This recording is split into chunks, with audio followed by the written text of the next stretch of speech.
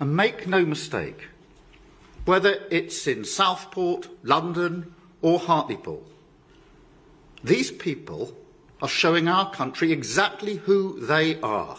That was Keir Starmer earlier this week responding to the Southport riot and other riots that have happened in other towns and cities. Now first, I would say this is beyond rioting. These are planned attacks with the intent to spread fear and unrest, so I would call them acts of terrorism.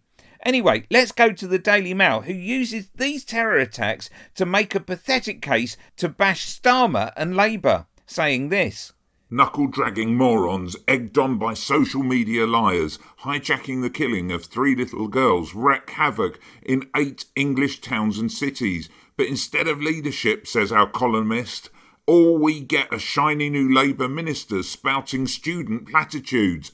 No wonder we are facing a summer of discontent. A summer of discontent? Talk about amplifying an event to use it for your own agenda. I don't think this speech is that much different to a speech that Sunak might have given a few months ago.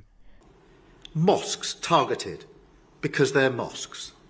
Flares thrown at the statue of Winston Churchill. A Nazi salute at the cenotaph. And so I've just held a meeting with senior police and law enforcement leaders where we've resolved to show who we are.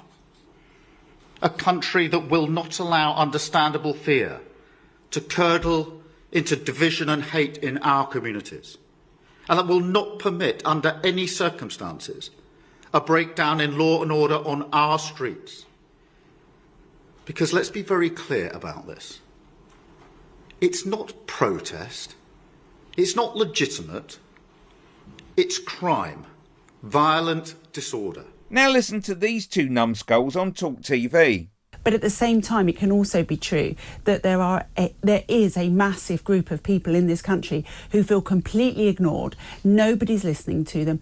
And Keir Starmer did not help that with his speech in the week, where he completely ignored the issue, did not accept that there was an issue, and blamed everything on the far right. I mean, you and I are far right now, obviously, because everybody's far right. They need to invent a new term for me. If the rest of the population is far right, I don't know where I'm at this point. Exactly. And this is because the centre is no longer the centre. The centre is now far left. Yeah. So if the centre is far left, everything else is far right. No, Starmer's government is not far left, they're centre left. And you are people employed by Rupert Murdoch to push neoliberal free market policies, and you do this by sowing discontent. Now listen to Alex Phillips, a person who thinks she's plugged into the psyche of the nation, as she tells us what is going on in the minds of the average voter. But the thing is, I mean, look, to me, the people spoke during Brexit. They made it very clear that they were fed up with the things that came with globalisation. They were fed up with wage compression. They were fed up with feeling like our government didn't really have any control and just wanted to delegate powers to unelected people in higher authorities. But they were also fed up with open borders. That was very clear. Very clear. Anyway, here's how Starmer plans to deal with these far-right thugs. I can announce today that following this meeting, we will establish a national capability across police forces to tackle violent disorder. These thugs are mobile, they move from community to community, and we must have a policing response that can do the same. Shared intelligence, wider deployment of facial recognition technology, and preventative action, criminal behaviour orders to restrict their movements. Click here for Alex Phillips on Hate TV.